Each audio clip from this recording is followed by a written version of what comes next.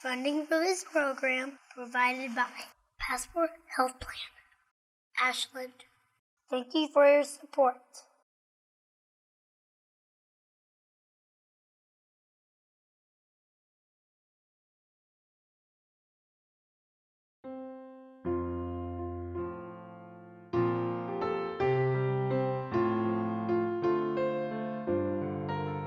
The idea of Hope Lodge came about years ago. 1972 actually is when the idea of Hope Lodge came to be, and the first one actually opened in Charleston, South Carolina. In 2007, we were able to open the doors to the 22nd Hope Lodge in the country and the only one in the state of Kentucky. We have actually had over 25 different states represented at the Hope Lodge.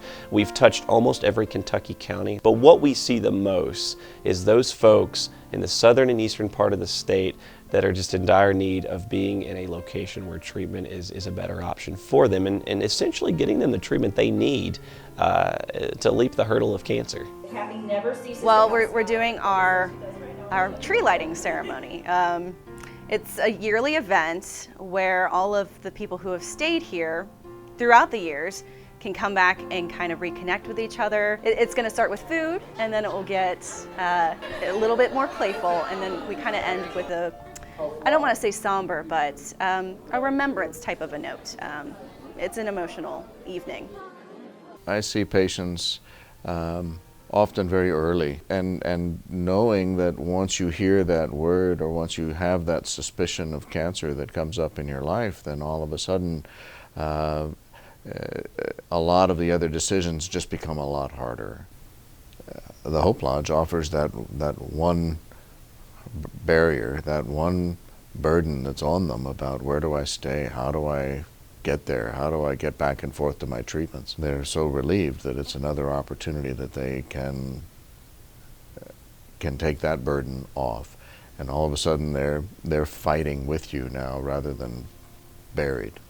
The first doctor I saw, he told me, he said, don't worry about it. He said, we've got this taken care of. He said, you'll stay at Hope Lodge. And I had never ever heard of it. He said, it's through the American Cancer Society. And I was still going, no, this is just, I can't pay for this. And he just could not get through to me that this was not going to cost me a dime.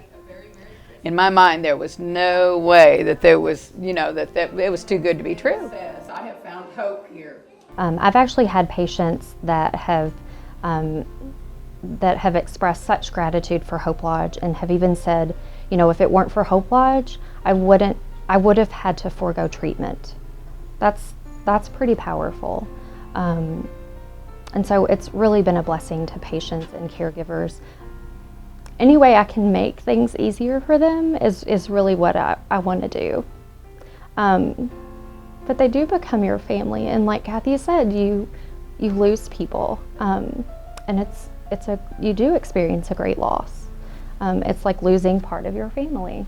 But the beautiful part, my favorite part about the Hope Lodge is that once they come through these doors, and it's not so much the staff or even the volunteers, while those are amazing, it is the group of people that interact with each other. Because everyone here at the Hope Lodge, aside from the volunteers and the staff, everyone here's we have the same unique needs and the same unique fears and the same unique experiences. And if we're having an off day or we're having a really challenging, rough day as a part of that treatment, people here get it. They know.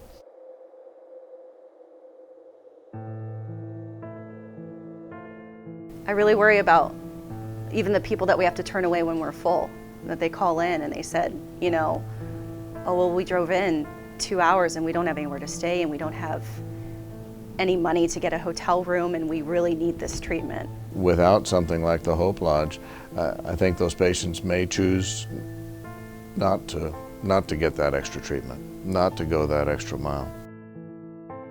Oh, I would probably die. And I mean, if I couldn't have the treatment I get here, because I'm not going to get this treatment anywhere else. The treatment I get here, I'm not going to get anywhere else. And if I can't get this treatment, I would probably die. It's devastating. You would be presenting a situation where someone's only option is taken away. It would be absolutely detrimental if this program disappeared. It'd be scary. I hope that we're here as long as we need to be here.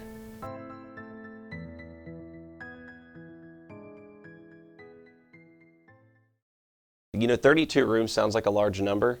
It's not. I wish we had 50 rooms sometimes. The worst part of my job is calling someone and telling them I'm sorry, but we are completely full and we do not have a room for you. The worst part of my job is to make that phone call, because that phone call could be the difference between a person coming and getting the treatment they need and staying at home. And when you can take that stressor off the table, how do I come up with the money so that I can get the best possible treatment? You've not only helped save millions of dollars for survivors, you have quite possibly even saved their life, because they can access the best possible treatment. It's that, oh, there's another opportunity, there's another chance here, another hope.